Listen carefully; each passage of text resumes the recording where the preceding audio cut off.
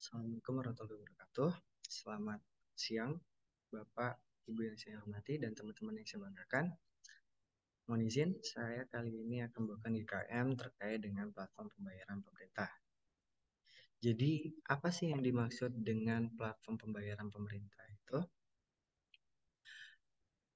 Platform pembayaran pemerintah adalah integrasi atau interkoneksi sistem antara core system dengan sistem pendukung, sistem mitra, dan sistem monitoring dengan tujuan pembayaran dapat dilakukan secara elektronik dan diakses pejabat yang berwenang dari berbagai kanal pembayaran yang memungkinkan. Jadi PPP ini sudah memiliki dasar hukum. Yang pertama yaitu ada PMK 204 garis miring PMK 05 garis miring 2020 tentang piloting pembayaran dalam rangka pelaksanaan anggaran pendapatan dan belanja negara melalui platform pembayaran pemerintah. Di sini mengatur tentang substansi pengaturan dalam pelaksanaan pembayaran melalui platform pembayaran pemerintah itu. Kemudian yang kedua ada Perdirjen nomor 25 garis miring PB garis miring 2020 tentang petunjuk teknis pelaksanaan belanja pegawai dan belanja operasional dalam piloting pembayaran dalam rangka pelaksanaan APBN melalui platform pembayaran pemerintah yang isinya kurang lebih terkait dengan juknis untuk pengujian sistem dan proses bisnis pengelolaan dan penyelesaian tagihan belanja pegawai dan belanja operasional melalui platform. Secara garis besar seperti ini. Jadi PPP itu memiliki core system yaitu aplikasi Sakti, SPAN, dan aplikasi gaji.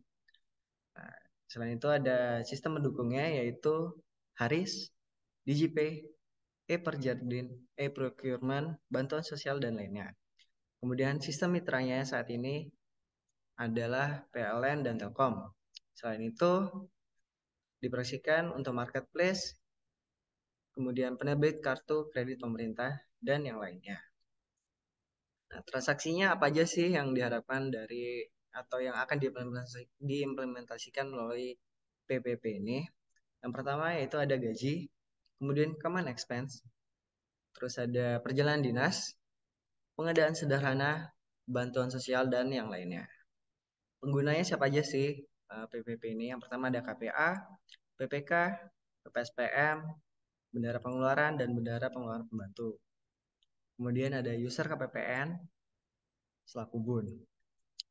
Kemudian ada unit pengelola kepegawaian, pejabat pengadaan, pemilik sistem mitra, pembuat kebijakan, analis kebijakan, dan stakeholders. Layanannya apa saja dari PPP ini? Yaitu ada digitalisasi administrasi keuangan, monitoring dan evaluasi, kemudian keamanan data, mediasi keperdataan, repositori dokumen digital, data analytics, pembayaran terjadwal, dan rekonsiliasi data. Nah, karakteristik dari PPP ini apa aja? Yang pertama itu interkoneksi sistem. Jadi tidak perlu melakukan entry data secara berulang-ulang. Kemudian digitalisasi dokumen. Seluruh proses 100% paperless dan tersedia repositorinya. Kemudian mengurangi biaya penyimpanan dokumen dan biaya kurir. Terus ada keamanan transaksi. Jadi tagihan dari mitra sudah terverifikasi dan dokumen elektronik disahkan oleh pejabat perbendaraan dengan TTE dan OTP. Selanjutnya ada pembayaran terjadwal. Jadwal pembayaran sudah ditentukan sesuai perjanjian dengan mitra yang berguna dalam pengelolaan kas negara. Manfaatnya apa aja sih dari platform pembayaran pemerintah? Yang pertama itu single interaction to core process. Jadi kita tidak perlu untuk membuka banyak aplikasi karena datanya itu udah terhubung satu dengan yang lainnya. Kemudian penurunan resource clerical work dan admin cost. Jadi rangkaian proses bisnis pengelolaan belanja pemerintah di Satker adalah paperless. Nah, berhubungan dengan efisien itu tadi, kita bisa saving up to 17,5 hektar lahan, terus kurang lebih 19.000 pohon per tahun, kemudian 7 juta jam per tahun, dan 1 triliun rupiah per tahun. Kemudian Yang ketiga itu efektivitas proses pelaksanaan anggaran KL dan perencanaan kas yang lebih terkendali. Jadi siklus pembayaran itu lebih singkat, data kebutuhan kas diketahui lebih awal. Kemudian data analytics, jadi akuisisi data transaksi keuangan pada level lebih detail yang dapat diolah untuk berbagai kebutuhan. Dan yang terakhir yaitu transparan.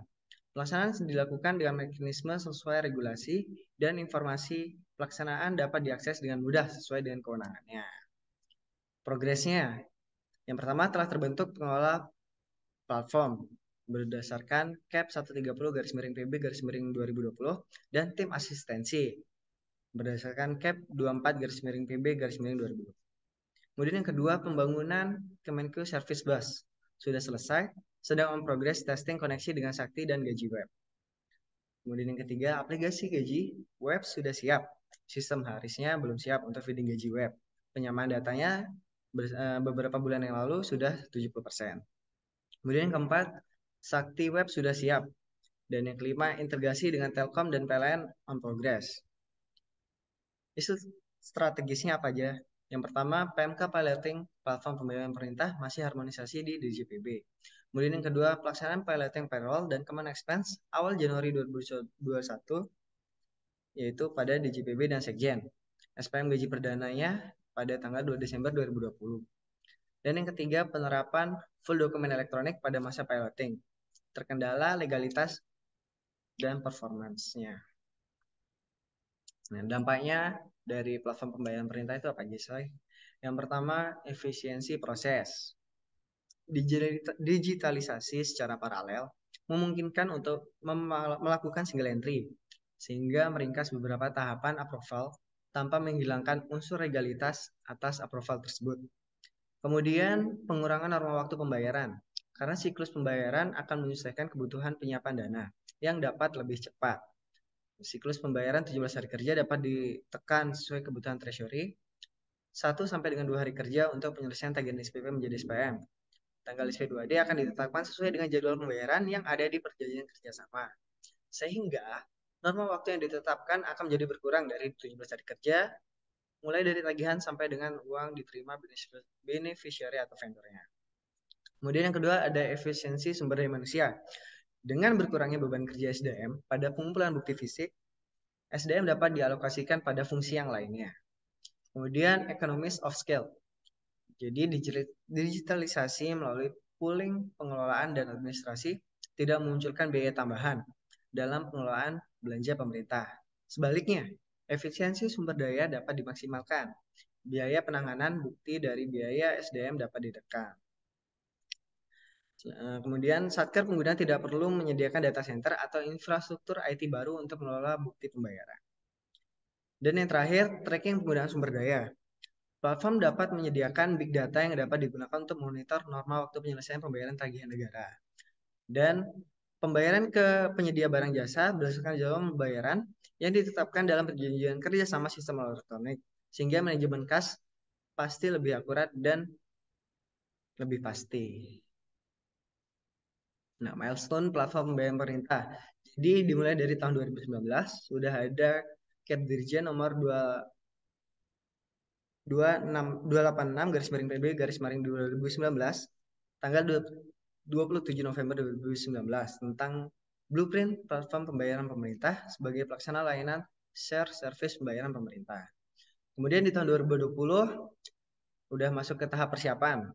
Jadi udah mulai disusun tim platform ad hoc, kemudian development Gaji Web dan interkoneksi Haris, dan yang ketiga development Sakti Web untuk common expense, PLN dan Telkom. Kemudian yang keempat development Digit, kelima regulasi platform dan PKS untuk PLN dan Telkom. Kemudian yang keenam penyusunan kajian tim platform dedicated. Yang ketujuh piloting gaji DJPB dan Sekjen di bulan Desember, dan yang kedelapan change management dan communication. Kemudian di tahun 2021 piloting common expense, yaitu saat ini di tingkat Satker itu ada PLN dan Telkom, dan untuk belanja pegawai itu di DJPB dan Sekjen. Terus yang kedua ada perluasan piloting gaji dan common expense di tahap 1. Yang ketiga pengembangan layanan pembayaran token Yang keempat, monef piloting layanan. Dan yang kelima, change management dan communication. Kemudian di tahun 2022, yang pertama ada perluasan pembayaran gaji Kemenkyu di tahap 2. Kemudian yang kedua, perluasan Common Expense, PLN, dan Telkom. Terus yang ketiga, pengembangan layanan pembayaran token Kemenkyu. Yang keempat, perluasan pembayaran gaji KL yang menggunakan Sakti, piloting pertama. Yang kelima, penyusunan regulasi pengadaan sederhana. Yang keenam, koneksi Sakti dengan marketplace. Yang ketujuh, penyusunan SLA untuk KKP dan marketplace. Yang kedelapan, money piloting. Yang kesembilan, change management and communication. Kemudian di tahun 2023 ini diharapkan untuk rollout pembayaran gaji Kemenkyu.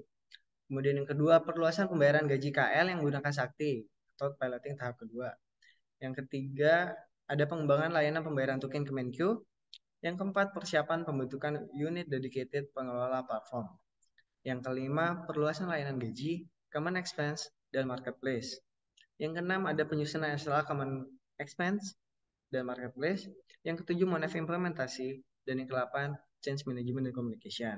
Nah, di tahun 2024 nanti, ada pembentukan organisasi dedicated dan project closing.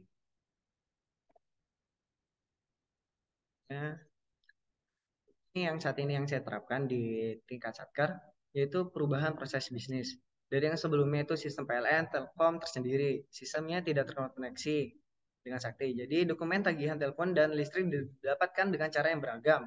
Bisa kita minta tagihan ke Telkomnya atau ke PLN-nya secara mandiri.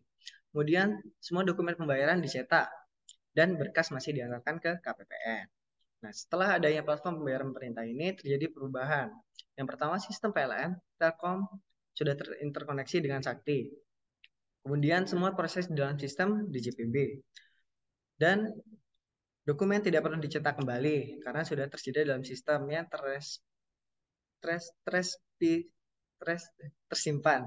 Dan yang terakhir, berkas diantar ke KPPN melalui Sakti atau secara elektronik.